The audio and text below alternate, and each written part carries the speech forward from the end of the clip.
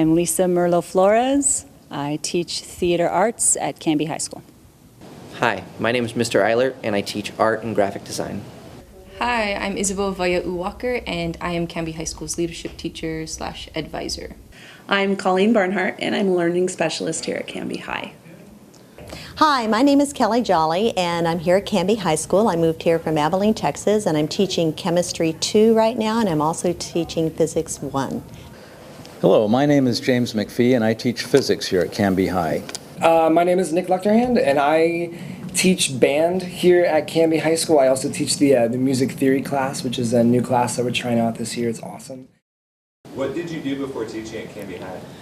Before teaching at Canby High, I was a barista at Starbucks for 4.5 years, which was a very interesting experience in itself. And then before teaching here, I also taught at a high school in Eugene called Willamette High School, where I taught art and graphic design as well. Before teaching at Canby High School, I was a stay-at-home mom. I took care of 4 children. I have an 8 and a 10-year-old at home still, and now a 21-year-old at Central Washington University. What have I done before teaching at Canby High? I started out as a nurse, and before that I started out as a computer programmer, and then I've also gotten my EMT license, so I've done a variety of different things. But I have been teaching for 28 years now, and find that I really like teaching in high school, so I'm excited to be here in this area and teaching high school. Well, I've been at Baker Prairie Middle School for 3 years as a social studies teacher, and before that I was actually here at Canby High School for 5 years in the social studies department. What made you want to start teaching at the high school?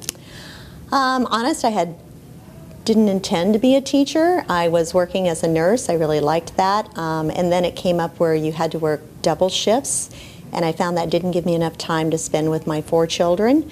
So I decided, what else can I do? And I can use my science knowledge and teach, and it gave me more time with my family. So I thought I'd try teaching while my kids were little. I found I loved it, so I've stayed in that profession.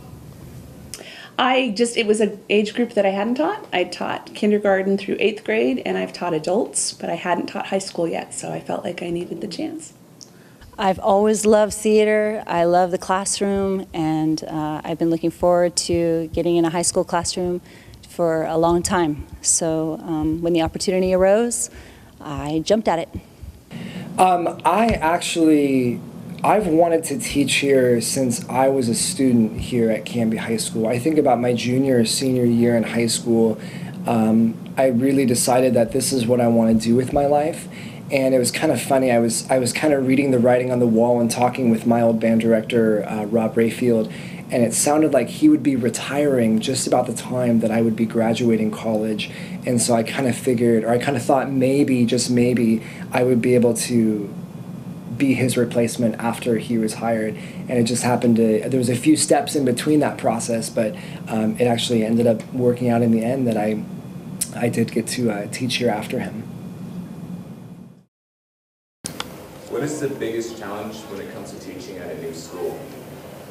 Getting to know the students of the new community, and what their cultural backgrounds are, and what their aspirations are in life generally, and the difficulty with new students is really, the most of it is just knowing what kinds of things they already know how to do, and then also what they're going to be expected to be able to do, so you know at what level you have to design the instruction. Finding the bathroom is a big challenge, but also being able to just get understanding the layout and getting to know all of the teachers as well as the new students. Just learning what all of the routines and rules are around the school. Everybody just expects you to know it all, and so figuring that all out takes some time. Biggest challenge for any school, any class, new year, new trimester is getting to know the kids and the kids getting to know me, and kind of getting to know their learning style and getting them, or having them learn my teaching style. And I feel like that takes a few weeks to really kind of settle in and get the machine going and get those processes going to when they walk in the room, they know exactly how, what to do, how to do it, and for me to know exactly the best way to communicate with them and the most effective way for me to communicate with them. And that takes some time, be it a new school year or a new school or a new class or new students, but that's always one of the big challenges. But it's a good challenge, and it's getting to know them is something that I look forward to. Did you plan on becoming a teacher? Absolutely not. I wouldn't even play school when I was little, wanted nothing to do with it. But I found that when I made the switch from nursing to being a teacher, I found that I really loved it. It just is, to see students learn and get it and know what they want to do with that in their lives to build their dreams is wonderful. I've been planning on being a teacher for a long time, so yes.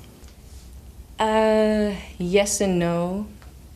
I've always wanted to teach. I think I had a number of family members who have taught, parents, grandparents, and they were really effective and impactful teachers. So I had a really good example of what education could be. I didn't intentionally decide to become a teacher. It just happened. I started working with adults who struggled with different reading and writing tasks, and I wanted to help, and that turned into a career. What does each student mean to you? I see each student as an opportunity, a chance to help, give some assistance that maybe they haven't had at other times in their educational journeys, and just help them be successful. I think each student offers their own perspective, their own story to my classroom, which I think is super valuable. And I think that allowing students to kind of bring their own experiences and bring their own values to the classroom really makes it a much more meaningful environment for everybody. Each student, they're kind of like a surprise box. Somebody might say they're like a box of chocolates, but I'm going to say they're like a box of a wonderful mystery, kind of like a butterfly inside of a cocoon. You're going to wait and see what they do with the tools that you can give them, and then it's really fun to sit back and see how they creatively weave that into their life and what they become. What do you do outside of teaching? I sleep. I'm just kidding. Well, I do sleep. I'm also a singer-songwriter.